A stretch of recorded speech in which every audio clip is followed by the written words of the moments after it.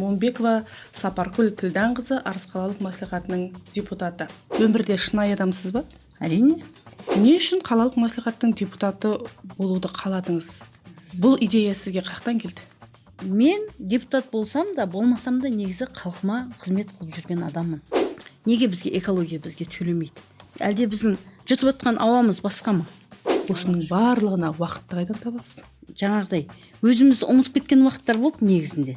Сіз енді бір емес, екі мәрте дәмін таттыңыз. Депутат болу оңай ма? Сонша адамның сенімін арқалау меніңше оңай емес. Мен сізді сайлап едім ғой кезінде деп қалса, ол сондай сөздерді естіп қалсақ, ол деген қиын нәрсе. Депутат оңай ма? Бүгінгі депутаттық корпусқа көңіліңіз тола ма? Құрамға. Халық сайлап жатса, неге болмасқа?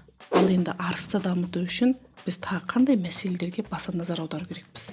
2008-де светофордың мәселесі айтылса, дәл қазір бізде қызыл нүкте қай мәселе? Жаңағы әйелдерге қатты бостандық беріп кетті. Ер азаматты төмен санап жатыр деген мәселе бар. Енді ол енді дұрыс емес әрине. Көп жағдайда мен ойлаймын, әрбір үйдің ер азаматы биікте тұрған дұрыс. Менің ең жақын достарым, бала-шағаларым, өзім, балаларым. Қайырлы күн, қадірлі көрермен, эфирде сөз таразы хабары. Бүгінгі қонақ Момбекова Сапаркүл Тілданқызы Арыс қалалық мәслихатының депутаты. Жалпы бүгінгі сөз бір қадірлі болсын, салмақты болсын. Сапаркүл ханым, қош келдіңіз. Саламатсыздар, кеш жарық. Біз сізді көп күттік пе, сіз бізді көп күттіңіз бе? Енді мен келсем сіздер болмайсыздар. Сіздер бір-екі рет шақырғанда мен болмадым. Енді бүгінгі енді сәті түсіп отқан шығар. Бүгінгі күнге келіп отырмыз, әдемі жолға отырмыз. Ол енді әр нәрсенің бір қайыры бар іс болса керек. Сәрсенбінің сәтінде бүгінгі сағатта сізбен әдемі сұхбат болады деп біз сенеміз. Жалпы мына подкаст студиясында біз барынша шынайы болуға және әр сұхбатты шынайы жеткізуге тырысамыз. Өмірде шынайы адамсыз ба? Әрине. Көп өтірік айтып қоймайсыз ба? Жоқ. Өйткені бұл бір саяси сахна емес, өзіңізбен немен жарқын, дидар ғанибет жүздесу болсын деп жатырмыз. Бұның алдында бір азаматпен бір сұхбат болған кезде бір амалсыз өтіріктерді көп айтып қоямын дейді да. Содан кейін сұрап жатқаным ғой. Жоқ, өтірікке жақын емеспіз. Сапаркүл ханым, сізді Арыс қаласының тұрғындары біршама таниды. Сіз мәслихат депутаты ретінде емес, ең бірінші сізді осы елдің экономикалық дамуына сүбелі үлес қосып жүрген азаматша ретінде, жанашыр ретінде, кәсіпкер ретінде жақсы таниды. Жалпы содан бастайықшы, сіз кәсіпкерлікке қанша жасыңыздан бастап келдіңіз? Мен кәсіпкерлікке өзім 20 жасымнан бастап келдім. Кәсіпкерлікке 19 жасымда тұрмысқа шықтым. Сол тұрмысқа шыққаннан кейін мен жаңа жолдасыммен бірге біз кәсіпке айналыса бастадық. Кішігірім жаңа магазин аштық, киелішек баня аштық, монша дейміз ғой, монша аштық, кішігірім дерменіміз болды. Моншаның алдында сол дерменді айналдырдық. Солай келе кейін автотұрақ майларын сататын АЗС-тер аштық. Сондай бір арғарай кәсіппен жалғанып келетқан енді тіршілік. Әуелгіде кәсіпті бастау қиын болған жоқ па? Жалпы өзіңіздің пікіріңізді білдіріңізші. Қазіргі жаңадан кәсіпті бастап атқан жастар үшін ең бірінші қай мәселені назарға алу керек? Жақсы, мықты, бәсекеге қабілетті кәсіпкер болу үшін. Енді біз бастаған уақыттарда бір сондай бір заман болды. Барлығы бір жаңадан басталып жатқаннан кейін ба, әлде өздеріне қалай айтсам екен, алдарында бір қойған мақсаттар болсын болмасын бәрі кәсіп ашып талпына бастады. Өздеріне бір сенімді болды ма, әлде біз өзімізде бір соншалықты үлкен кәсіпкер боламыз деген бір не болған жоқ. Бізде сол заманда бір күнкөріс заманынан бастадық та. Мен өзім солай түсінемін. Содан кәсіпке айналды. Ол кездер жаңағы кішкене базарда дүңгіршектер дейміз, дүңгіршектерде сауда жасадық. Одан келіп жаңағы дермен, онда да бір алып дермен емес, кішкене дермен болса да сол күнкөрістің қамымен ары қарай кәсіпкерлікке ұласып кетті ау деп өзім солай ойлаймын негізінде. Бірақ енді қазіргі мынау кәсіпкерлерде не көп қой, идея деген өте көп. Қазір мынау мынау желілерде Инстаграм дейсіздер, Фейсбук дейсіздер, барлығына жастарға бағдарлама өте көп. Ары қарай істеймін деген адамға неде сосын кәсіпкерлерге деген қолдау да көп қазір. Мүмкіндік те көп. Тек ода талпыныс болу керек, ынта болу керек, адамға деген сенім болу керек. Сонда ғана ол өзінің кәсібінің нағыз маманы болып шығады деп ойлаймын мен оларда. Адам бір-біріне сену керек. Бір-біріне сеніммен жұмыс істеу керек қой. Әуелі Алла, одан кейін адам өз-өзіне сеніп жұмыс істесе, мен нәтиже шығады деп ойлаймын негізі. Кәсіпкер болу үшін ең бірінші қандай қасиет болу керек адамда? Жаңа сіз айтып қалдыңыз ғой сөзіңізде, өтірікке жақынсыз ба деп. Мынау өтірік деген нәрсе адамды сенімнен айырады ғой. Сенім болмаған жерде бұл кәсіп ешқашан болмайды. Ол бір-біріне деген сенім болу керек деп ойлаймын мен адамда. Сосын тазалық болу керек адамда.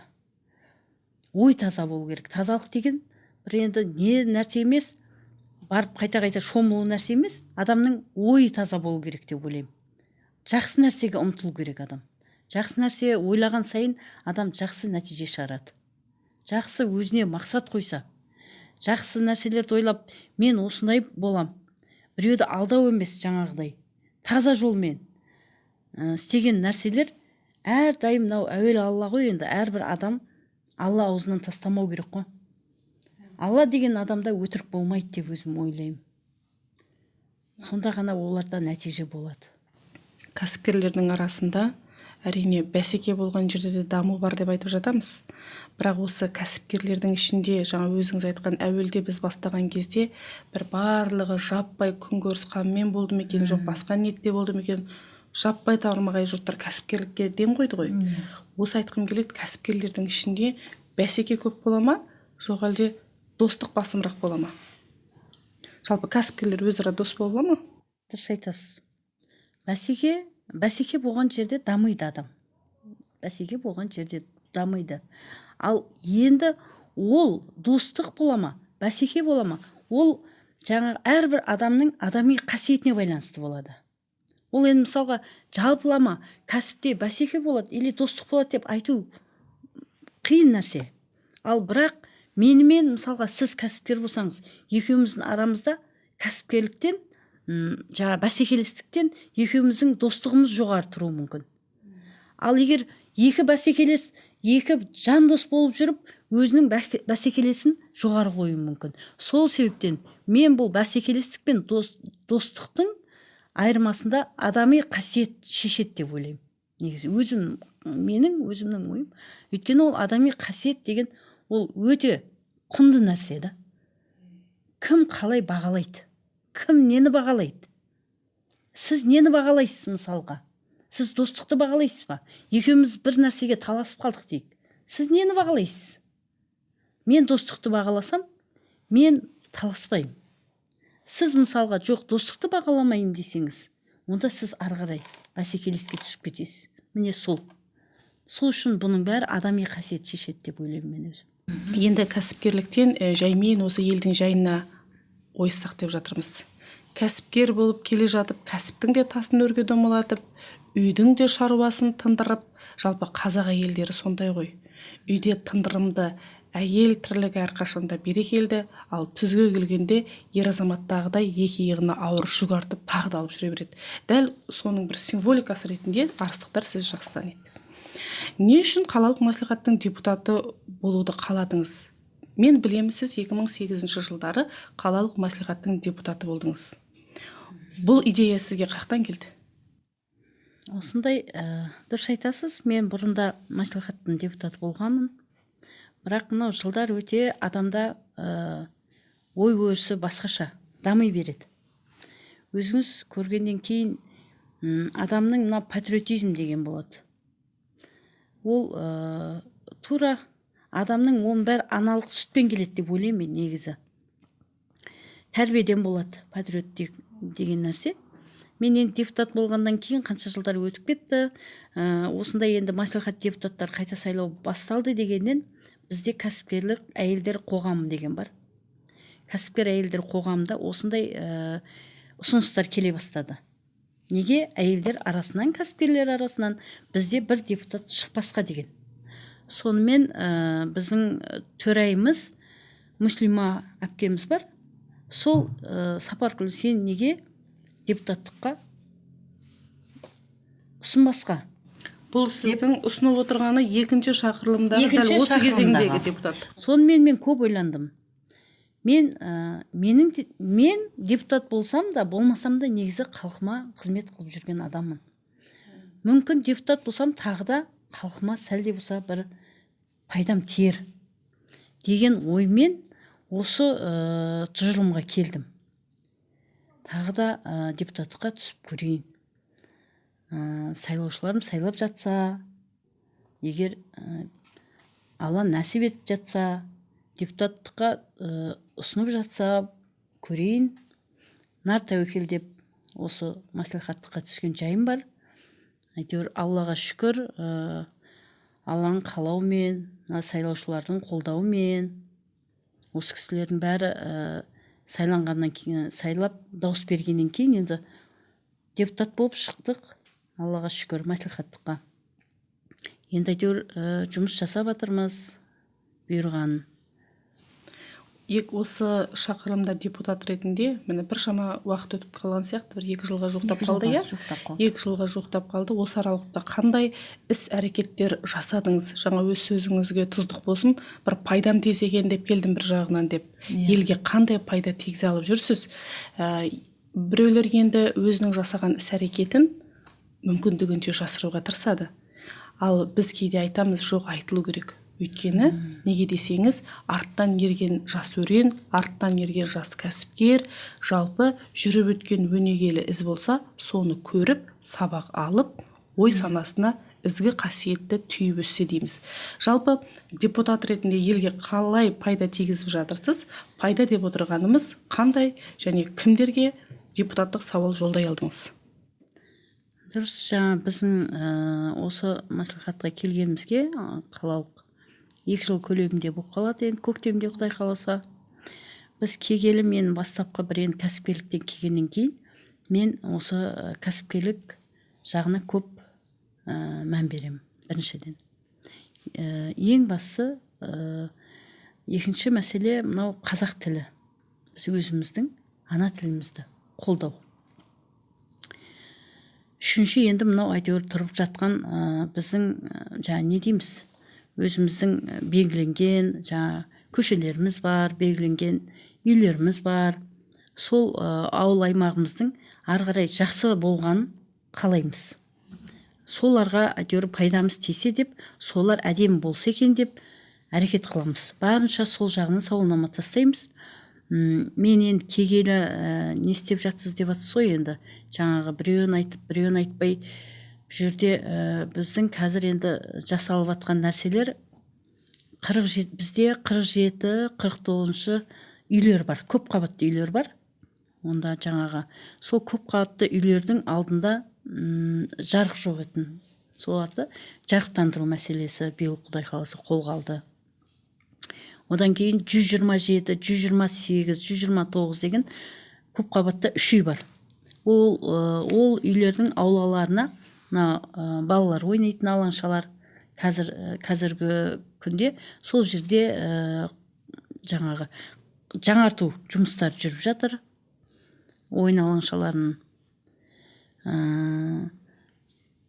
Сосын мынау Ержанов, Шерімұлы, Бастарбеков, Жеңіс, Туман көшелерінде ауызсу құбырлары биыл ауыстырылды. Енді мынау келешек мен өзім мынау Әл-Фараби көшесінде 6-8 домдар үйлер бар. 6-8 үйлер бар. Екі қабатты, көп қабатты да жатады ғой. Сол үйлердің осы күнге дейін әлі мынау жылу құбырлары сәл неге келмеген, ретке келмеген. Осы жарылыстан кейін қалып кеткен екен. Олар өздігінен осы уақытқа дейін өздері жаңа үйлерінен от жағады деп жатыр. Құдай қаласа енді сол үйлерді мынау орталықтандырған неге қоссақ, жылыту құбырына. Сонымен ана жерде көптеген әйтеуір адамдарға бір пайдамыз тиеді деп ойлаймын. Құдай қаласа деп айтайын. Енді мынау биылғы әкімімізде мынау келіп жатқан әкім Құрманбекова келгелі мынау қаламызға газ кіріп жатыр ғой. Газ мәселесі деген бұл жылдар бойы халықтың бір армандарының бірі деп ойлаймын енді.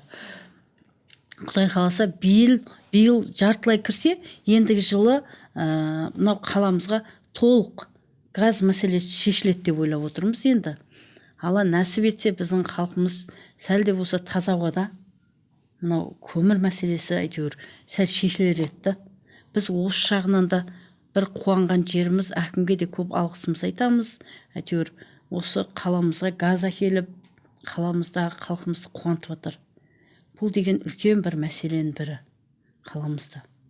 Жылдар бойы армандап от жағып келдік өзімізде. Осы уақытқа дейін көмір, 10 тонна көмірді кіргізіп, 10 тонна көмірді шығарып дегендей. Құдай қаласа енді әйтеуір халқына келатқан жастарымызға да бәріне де жақсы болады деп ойлаймыз. Сапаргүл ханым, халқыңыз сізді қалап, сенім артып, сізді депутат етті. Сайлаушыларыңызбен қаншалықты жақынсыз? Енді айтып жатырмын ғой, енді әуелі Алла, одан кейін осы кісілердің қолдауымен, сайлаушылардың несімен әйтеуір мынау депутат болдық. О кісілерге көп рахметімді айтамын. Мен енді о кісілермен жаңағы көбіне өзімнің сол жерден шыққандықтан, осы жердің қызы болғандықтан, оларды мен жаңа айтып отырсыз, таниды барлығы. О кісілер көшеде көрсе де, телефонмен де бар өздерінің жаңа мәселелерін айтып отырады. Мен мына жерде мынандай болып жатыр еді, әпке, мынау мынандай болып жатыр еді. Осы өйткені мен сол ауылға келіммін, сол ауылдың қызымын, былайша айтқанда. Сондықтан олардың бәрі жаңағы маған деген қалай болса да, қай кезде болса да келіп жолға алады. Мен өзім де барып сол ауылдың арасында жүргесін, күнделікті ол жерді көріп жүрген екен, ол кісілерді мен күнделікті жолға аламын. Сол себептен олар телефонмен де қазір мынау не дейміз ғой? Не дейді? WhatsApp арқылы. WhatsApp арқылы өздерінің мәселелерін айтып жатады. Мен енді барынша көмектесуге тырысам сол кісілерге. Барынша әйтеуір сол кісілердің жағдайын жасауға тырысамыз. Қолымыздан келгенше меха хабар беріп айтамыз. Сол мәселені шешуге тырысамыз енді. Есіңізде қалған бір ерекше базынасын айтып келген сайлаушы болды ма? Бір елдің жайын айтып келген. Ел не айтты екен деп қызықтырып отыр маған депутатқа. Бізде кәсіпкерлер бар етін. Сол кәсіпкерлер мына Арыста, біздің Арыс қаламыз негізінде экологиялық қала деп айтылады екен. Бізде мысалы осы уақытқа дейін кәсіпкер болып білмеген нәрсеміз. Мына теміржол теміржол саласында істеген кісілерге экологиялық төлем төленеді. Ал біздің мынау базарда сауда саттық жасап жүрген кәсіпкерлеріміз, олар салық төлейді, экология төлейді. Ал олар экология төлем алудың орнына экология төлейді. Көрдіңіз ба, қандай мәселе? Ал теміржолда істеп жатқандар, оларға үкімет экология деп керісінше ақша төлейді. Ал біздің кәсіпкерлер үкіметке әрі салық төлейді, әрі экологиялық тағы салық төлейді. Сонда қалай болды? Міне осы кәсіпкерлер осы жағынан маған келді. Неге бізге экология бізге төлемейді? Әлде біздің жұтып отқан ауамыз басқа ма? Бәріміз бір ауа жұтамыз ғой деген мәселемен келді. Бұл мәселені біз кәсіпкерлікке сауалнама тастадық. Кәсіпкерлік бізден қолдау керек қой. Содан кәсіпкерлікке сауалнама тастадық. Кәсіпкерліктен кейін жаңа депутаттар болып жиналып осы мәселені жоғары жаңағы республикалық, облыстық мәслихаттарға тастадық. Депутаттарға, цеха. Бүгінде оған жауап келді ме? Бүгінде әлі келген жоқ, шешімін тапқан жоқ осы мәселе. Құдай қаласа енді біз осы мәселені тағы да сұраймыз. Мен ойлаймын, анық біздің Арысты экологиялық қала деп танса, біздің кәсіпкерлеріміз олар да экологиялық мәселеден алу керек өздеріне тиесілі нәрсесін. Оған ол барып бір нәрсе сатып алмайды. Оған ол өзінің денсаулығын туралайды ғой. Оған керек қой ол. Денсаулығын туралайды. Сол экологияда болғаннан кейін біреудің шашы түседі, біреудің тырнағы түседі. Біреуіне үстіне міне осының бәріне емдеуге қаржы керек, бәріне. Оның денсаулығына әркімге әрқалай ғой, енді соған қаржысын берсе дейді. Бізде бала шағамыз бар, біреудің үйінде 5 бала шаға, біреуде 8 бала шаға. Міне осындай мәселелер біздің көтеретініміз. Осымен сіз екінші мәрте депутат болып жатырсыз, 2 шақырылымды көрдіңіз. Аллаға шүкір. Ойыңыз айтып кетіңізші. Бірінші болған шақырылымдағы депутатты құрам белсенді болды ма? Жоқ әлде осы шақырылымдағы депутатты құрам белсенді ма? Қай құрам салмақты болды? Қай құрамның айтқан өтініші, билікке айтқан жолдаған сауалдары басымырақ орындалып жатыр? Мен 2008-де болдым дедім ғой. Бірақ жаңа айтып атсыз, әр заманның өзінің белсенділері болады. Әр уақыттың өзінің талабы болады. Ал мынау ол кезде де қарап отырмады ешкім. Ешкім қарап отырмайды. Бәрі сол жерде жүргеннен кейін, ол сонша адамның сенімін ақтағаннан кейін, әркімде өзінің жүрегінде патриоттық сезім болғаннан кейін, ол кездегі кісілердің де талап басқа еді, ол кісілердің. Ал енді дәл мына заманда қазір жаңа Инстаграм, Фейсбук, барлығы TikTok дамып тұрған заманда тіптен талап көп. Сол үшін де мына заманда белсенді болмасаң, ол адамға тағы болмайды. Сол үшін мен ойлаймын, белсенді болмау емес, әр заманның өзіне лайықты адамдар болады. Баяғы заманда ол біз 2008-де TikTok болды деп ойламаймын. Бізде TikTok деген нәрсе, Instagram деген нәрсе болмаған. Ал TikTok, мына Instagram болған сайын адам басқаша белсенді болады. Бұрындары отырса, біреу суретке түсіріп алады, видеоға түсіріп алады деген нәрсе жоқ етін. Отыра берсін. Ал қазір бір жерде артық сөйлеуге де болмайды дейді. Өйткені неге? Барлығы TikTok бар, Instagram бар, жүгіреді отырады. Сол себептен әр заманның өзінің белсенді, әр заманның өзінің талабына қарай әркім тіршілігін жасап отыр. Ол енді мен ойламаймын, ол кезде кісілерде бір отырды, қарап отырды деп. Ол кісілердің де өзінің талабы сол кездегі заманға талабына сай жұмыс істейді деп ойлаймын. Сол кездегі Арыс қаласын дамытуға көтерілген мәселеменен дәл қазіргі араға салған 7-6 жылдың көлемінде көтеріп жатқан мәселенің айырмашылығы бар ма? Ол кездегі депутаттар қандай мәселе көтерді? Ал дәл қазір 2024, 25, 23-терде депутат не мәселені көтеріп жүр? Мына ол кездегі, мысалға айтайын, ол кездегі мәселелер светофор мәселесі еді, мысалға. Ең өзекті мәселе. Сол үшін айтап, әр заманның өзінің талабы бар деп. Ең өзекті мәселе 2008-дерде ол светофор мәселесі. Мынау көшеге, біздің орталық көшенің өзінде асфальт төсеу. Болмаса жаңағы мынау не дейсіздер, жаяу жүргізуші жүретін жеке жолдар, тротуарлар. Ондай мәселелер міне. Ал қазір мына заманда ол соншалықты маңызды нәрсе емес бізге. светофор деген нәрсе қазіргі мына заманда маңызды нәрсе емес. Әр заманның, бұл заманда қазіргі экология, көрдіңіз ба? Өйткені адамның да бұл заманға лайықты өзінің ой өрісі бар. Елдің әлеуеті артып келе жатыр дегенге келеді. Әлеуеті де артып келе жатыр. Мынау ол кездері ұлттық нәрселерді ешкім сұрамаған. Қазір міне ұлттық патриотизм, мынау өзіміздің ұлттық тілімізді дәріптеу. Нағыз қазіргі заманның мәселесі осылар. Ол кездегі орысша сөйлесе қуанып жүретін заман еді. Қазір мынау өзіміздің тілде, өзіміздің жаңа ұлттық нақышта ән айту қандай керемет. Мысалға ұлттық киімдерді дәріптеу. Қазақ бұрындары қазақша бір ғана шапандар болатын. Ол замандарда бір ғана жилеткі болатын. Ешқандай ою жоқ.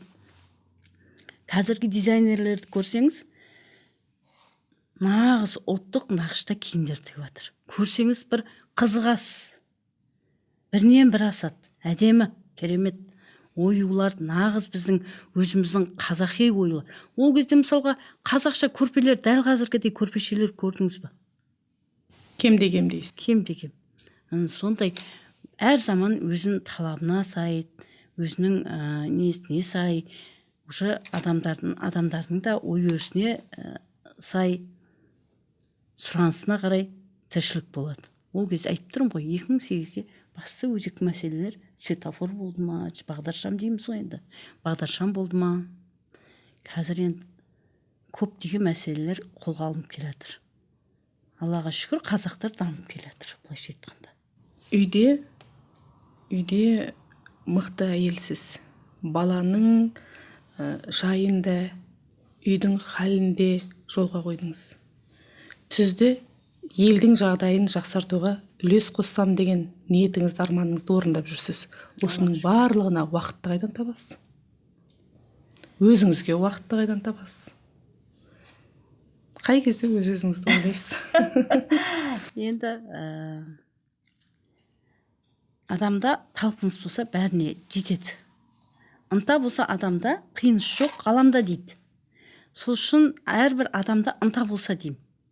Ынта болса өзіңде, мен соған жетем десең, ынта болып, шын ниетпен адам соған талпынса, Уақыт сізге бағынады ол кезде. сол кезде бағынады. Ал егер жата берсең наздан кешке дейір, ол қаяқтан болады? Біз енді сондай бір қарбаласпен өстік қой. Жаңағыдай өзімізді ұмытып кеткен уақыттар болды негізінде, кезінде. Енді әйтеуір Аллаға шүкір, балдар өскеннен кейін мына тіршілігің өзің елуге келген кезде бір есеп беретін жағдай болады екен ғой өзің. Не істедім дегендей. Мен өзім ойлаймын енді, Аллаға шүкір, балалар бар, Аллаға шүкір, немерелер бар. Соның өзі үлкен жұмыс екен. Балаларыңа да айтатын нәрселер болады екен. Тәжірибеңді айту керексің. Не істедім деген кезде балдарға айта алатын нәрселерім бар деп ойлаймын. Аллаға шүкір. Ең бастысы денсаулық. Дендерің сау болса, ары қарай ниет, ынта, сонымен барлық нәрсе өзі реттеледі. Осы әр сайлау кезде тартысты болуы ол ақиқат. Мәслихат депутаттығына сайлаудың жаңа бәсекенің болуы да шарт. Бірақ кейде кандидат болуға әркімнің ақпар таласы. Депутат болу оңай ма? Әр адам біле ма қандай қиындыққа, қандай қызыққа болмаса өздері ойлағандай бара жатқан? Сіз енді бір емес, екі мәрте дәмін таттыңыз. Депутат болу оңай ма? Былайша айтқанда, депутат болу деген бүйтіп айтқанда оңай сияқты да. Бірақ депутат болу оңай емес. Депутат болу оңай емес. Біріншіден, сонша адамның сенімін ақтау оңай нәрсе емес. Сен өзіңді бір эстафета жарысқа бардым деп есепте. Бір барып орын алып қайтқан деген, былайша айтқанда біздің сөзімізбен біреуге пайдаң тию деген сөз. Біреудің мәселесін шешу деген сөз. Бір адамдардың қажеттілігін жасап беру. Мысалға біреу үйінде осындай мәселем шешілмей жатыр дейді. Біздің көшеде жарықтандыру болмай жатыр дейді. Жаңағыдай айтып жатырмыз, жаңағы балалар алаңшасы жоқ деп жатады. Біздің көшемізде тас төселмеген тіптен деп жатады. Міне, жүлде деген солардың бір қажеттіліктерін жасап берсеңіз, соны жүлде деп өзім ойлаймын. Мен. Міне, сол сияқты сонша адамның сенімін арқалау меніңше оңай емес. Оның бәрін ойланып отырасыз. Қай жерде не болып жатыр? Қай жерде не болып жатыр? Кімге не болып жатыр? Сіздің сайлаушыларыңыздың арасынан екен ғой, мен сізді сайлап едім ғой кезінде деп қалса, ол сондай сөздерді естіп қалсақ, ол деген қиын нәрсе. Міне, депутат оңай ма? Бүгінгі депутаттық корпусқа көңіліңіз тола ма? Құрамға? Әрине, құрамда көбі жастар, белсенді. Бастысы кәсіпкерлер, тағы да. Жақсы кәсіпкерлер бар бізде. Әр саладан бар. Мәдениет саласынан да бар. Спорт саласынан да бар біздегі депутаттың құрамында. Жаңағы көбісі кәсіпкерлік болғаннан кейін біздің мынау қаламыздың өзінде қазір қарасаңыз, мен ойлаймын 60-70% кәсіпкерлер. Қаламыздың бюджетін толтыратын да кәсіпкерлер. Сол себепте мен ойлаймын, мынау депутаттардың арасында кәсіпкерлердің көп болғаны ол өте жақсы деп ойлаймын. Өйткені халыққа көптеген өз ойларымен қарайды. Олардың бәрі кәсіпкерлікке әшейін келе салған балдар емес. Бәрі еңбектеніп сол дәрежеге жеткен адамдар, үлкен дәрежеге жеткен адамдар. Міне ол үлкен дәрежеге жеткен адамдардың ой-өрісі, адамға деген ойы, ниеті өте дұрыс. Олардың да жаңағы ол адамдардың да мұң-мұқтажына шешуге өздерінің септігін тигізеді деп ойлаймын барлығы. Ал сол басым көпшілігі кәсіпкерлер деп жатырсыз ғой. Оны әр тараптандыру қажет емес пе ойыңызша? Бізде енді тек қана Арыс қаласының тұрғындары кәсіпкерлер ғана емес қой. Бізде дәрігерлер бар, бізде теміржолшылар бар, бізде қарапайым ғана жұмысшылар да бар. Неге солардың арасынан қарапайым жұмысшы депутат бола алмайды? Себебі неде? Қарапайым жұмысшы жоқ, себебі бұл жерде қарапайым адамдардың арасында да бар, бізде жоқ емес. Қарапайым ғана адамдар бар. Бұл жерде бұрынғы жаңағы мәдениет саласынан бар. Теміржолшы жігіт те бар, өте Нұржан деген. Одан спорт жағынан бар. Екі адам бар спорт жағынан, ұлттық спорттан бар. Бірақ бізде енді дәрігерлер ондай жоқ екен. Енді олар өздері мүмкін жұмыстары ауыр ма, өздерінде ұсыныс болмады ма, бізде дәрігерлер түспеген екен.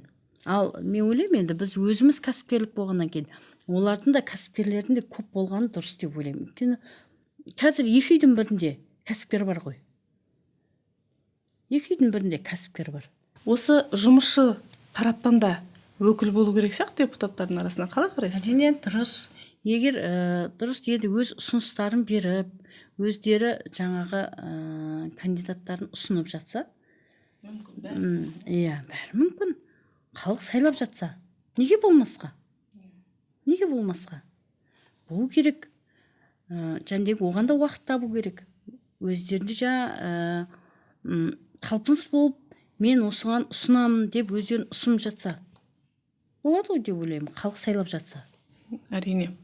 Ал енді оны алдағы шақырылымда тағы да мүмкін жұмысшы топтың арасынан көре жатармыз. Әрине бағы мен бабы қатар шапсын енді. Ал енді Сапаркүл ханым, біздің Арысты әр қашанда дамыта бергіміз келеді, дами берсек деп арман тілегіміз көп қой.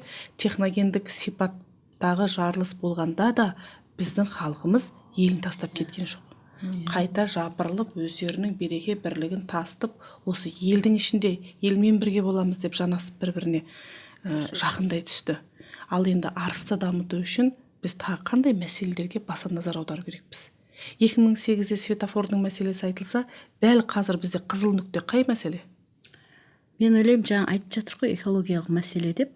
Экологиялық мәселенің бірден бір шешімі қаланы көгалдандыру, қаланың тазалығы. Мынау көп адамдар әлде тазалыққа мән бермейді. Мынау көшеде қарап тұрсаң, есік алдарының өзінде қалай болса солай шашып тастай салады. Мынау қалада келатып машинадан лақтырып кете салады. Бақалашқа дейді, жаңағы шыны ыдыстары бар ма, қағаздары бар ма. Мынау қаланың тазалығына көп мән беру керек. Көгалдандыру. Әрбір адам өзінің мақсат қойып, мынау есік алдын өзін таза ұстап, есік алдына әрбір адам бір 2 талдан, 3 талдан ексе, көгалданады ғой қала. Көк болған сайын ауа тазарады. Ауа тазарған жерде денсаулық тазарады. Бүгінгі таңда сіз депутаттық корпустың ішіндегі жалғыз ғана нәзік жанды әйелсіз. Иә, Аллаға шүкір. Біздің ер азаматтарымыз енді құрметтеп көкке көтеріп жүрген шығар енді сізді, жігіттер. Мен оған сенем. Бірақ сіз біздің кейбір мына қоғамнан теперіш көріп, тағдырдан таяқ жеп жүрген біздің апа-сіңлілеріміз жоқ емес бар. Соларға не айтар едіңіз? Сіздей болу үшін ол кісілер қандай болу керек? Айтыңызшы. Жоқ әлде тағдырым осындай болды екен деп екі қолды бос қою тағы да жараспас? Әрине. Қазір осы мәселе көп көтеріліп жатыр ғой елімізде. Мынау отбасылық жағдай дейді ғой. Зорлық, зомбылық көретіндер бар. Енді ол шын мәнде зорлық, зомбылық көретін аналар оларға көмек берген дұрыс. Соны шешетін мекемелер бар, былайша айтқанда. Үйде олай жаңағы тағдырым солай деп отыра беруге болмайды, әрине. Соның бәрін қарайтын мәселелер бар. Ал енді жаңағы қазір мынау желіде айтып жатыр ғой, жаңағы әйелдерге қатты бостандық беріп кетті. Әйелдерге көп мүмкіндіктер берді. Әйелдерге көптеген жаңағы қолдау жасап, ер азаматты төмен санап жатыр деген мәселе бар. Енді ол енді дұрыс емес, әрине. Көп жағдайда мен ойлаймын, әрбір үйдің ер азаматы биікте тұрған дұрыс. Әйел адам егер жаңағыдай бір соншалықты зорлық, зомбылық көрмесе, мынау сонымен үй болып, жай болып, содан бала шағалы болғаннан кейін барлық нәрсені жаңағы ақылмен шешкен дұрыс деп ойлаймын. Ақылға салу керек. Әйел адам бәрібір ер адамнан төмен тұрса да, әйел адамның ақылы үйдің тыныштығын ойлайды. Әйел адамның үйдің жылуы дейсіз. Сондай барлығында бәрібір әйел адам ғой үйде. Үйде әйел адам болмаса, үйдің іші өзінен суық көрінеді. Өзің де байқайтын шығарсың. Бірақ енді мен ойлаймын, соншалықты бар енді бір зорлық көрсететін ер азаматтар бар. Егер дәл ондай жағдайда тағдырым осы екен деп отыруға болмайды. Өйткені оның бәрі әсері балаға тиеді, біріншіден. Екіншіден, ол өзінің денсаулығын құртады. Мынау дамыған заманда мен тағдырым осы екен деп басын салбыратып, таяқ жеп, денсаулықтан айырылудың қажеті жоқ.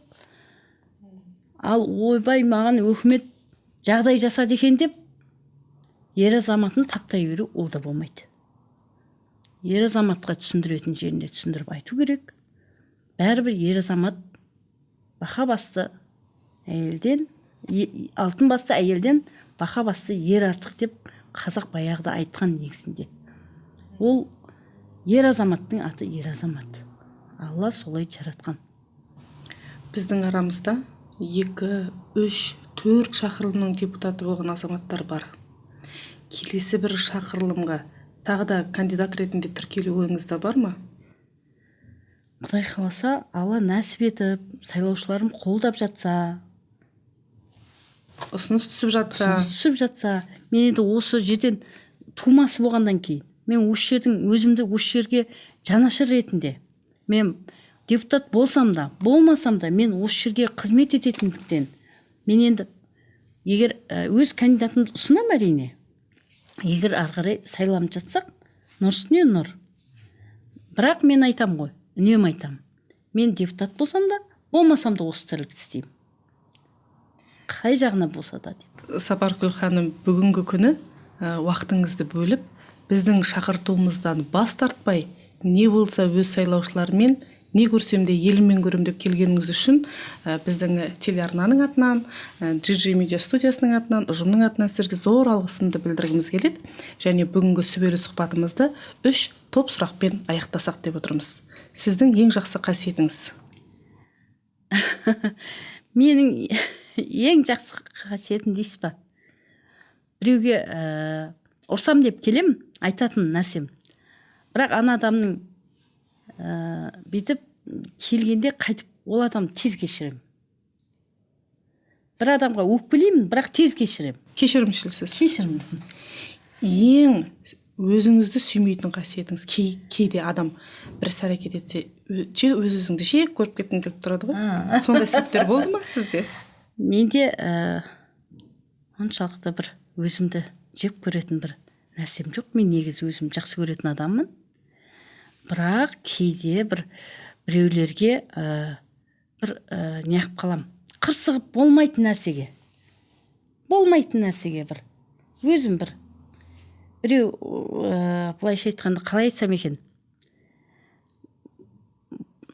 негізінде ол жаңағы кешіре салатын нәрсе ғой. Енді бір кейде бір өзім бір қырсықтығым ұстап қалатын бір жерім болады. Соны бірақ кейін өкінемін, неге жаңа анаған бере салмадым айтқан нәрсені. Келіп бекерге келді, мен маған керек қалып жүресіз. Деп или сондай бір өзім кейін бір өкініп қаламды қайтып звондаймын. Сен жаңа бүйтіп сұрамадың ба менен деп. Сол сияқты бір кейде бір қырсықтығым ұстап қалады енді. Так мен енді өзім кешірімшіл адаммын, ешкіммен андай біреуге кек ұстамаймын. Ең жақын досыңыз кім? Менің ең жақын достарым бала-шағаларым. Өзім балаларым. Біреу досым, біреу сондай бір былайша айтқанда менің отбасым. Сіз бақытты әйелсіз бе? Аллаға шүкір. Мен солармен бақыттымын. Мен бала-шағам бар, Аллаға шүкір, жұбайым бар. Мен сондай бір көп балалы отбасыдан шыққан адам. Мен өзім. Менің әкем қарапайым жұмысшы болған, анам көп балалы ана болған. Мен сол көп баланың ортасынан шыққан адаммын. Анамнан келген көп қасиеттерін бір сондай өзіме балаларыма деген жақсы көру. Мен өзім солай ойлаймын. Мен анам солай айтатын. Менің туысым да, барым да осы сендерсіңдер. Менің барым сендерсіңдер дейтін. Міне сол қасиет бізде бар деп ойлаймын. Өзімде балаларын жақсы көремін. Аллаға шүкір. Әуелі Алла, одан кейін адамның махаббаты бірінші Аллаға болу керек қой. Сол себептен мен енді әуелі Алла, одан кейін өз балаларым, жаңа отбасым жақсы көремін. Қатты өкінген кезіңіз қай кез? Қатты былай. Мен қатты өкінген кезім бір нәрсем бар. Мен осы анам ауырғанда өзім аяғым ауыр болды. Анам мынау рак ауруымен ауырды. Мен анам ауырып жатқанда мен де өзімде жаңағы давлениемен ауырдым. Мен босанғанда да енді босанып жаттым. Мектан анам ауырып жатты. Мен анамды неге олай алып, қаратып деген сияқты нәрселер жасай алмадым деймін. Мен бір өкінетін нәрсем осақ. Әйел жыласа әдемі болып кетеді дейді. мүмкін енді ол. Мен көбіне осы анамды ойлағанда жылағым келеді. Өйткені анам ауырды, мен шын айтсам, мен анамды өлет деген нәрсені ешқашан елестете алмаппын. Анам өлет деп ойламаппын. Шын айтайын, енді өлгеннен кейін барып сезіндім. Бізге ана тірі кезінде өлместей болып жүреді екенбіз. Анам өлгеннен кейін мен анам жоқ екен, сонда ғана сезіндім. Мен соған ғана жылаймын. Аллаға шүкір, жұбайым өте жақсы адам, балаларым бар, разымын бәріне. Тек қана сол анамның ауырып жатқанда мен босанып жаттым. Мен босанғаннан кейін анам 3 айдан кейін қайтыс болды. Уже ол уақытта ешқандай қарататындай жаңағы нәрсе болмады. Жаңа алып, былай алып жүретіндей өзімде жаңа қиналып босанған едім. Сондай бір жағдайлар болып кетті. Сол жерінен сәл өкінем. Енді басқа менде бәрі жақсы. Былайша айтқанда Аллаға шүкір деп айтайын барлығына. Көп бәрі бала-шағама, бәріне рахмет айтам. Осындай бала-шағам барына, осындай жұбайым барына, бәріне былайша айтқанда басқа өкінетін нәрселерім жоқ. Біздің қазақ қоғамында небір батыр аналар өткен, домалақ анамыз өткен. Кешегі 2-ші дүниежүзілік соғыста қолына ер азаматтармен қатар қару алған 2 емес бірнеше батыр аналарымыз болған. Ал бүгінгінің батыры міндетті түрде қолына мылтық алып жауға қарсы бағыттау емес. Бүгінгі қоғамның ең мықты әйелі ол қоғаммен бетпе-бет келе алатын және бақытты өмір сүре алатын, қоғамның теперіш көрсе де соны жеңе алатын әйелді бүгінгінің батыр әйелі дер едім. Сондай әйелдің бірісіз. Аллаға шүкір. Әр әйел бақытты болуға қақылы. Сондықтан көзден аққан әрбір жас бақыттан, шаттықтан ғана төгілсін. Біздің эфиріміз, берілген уақытымыз тәмам. Сізге әрқашанда әйел бақытын тілеймін.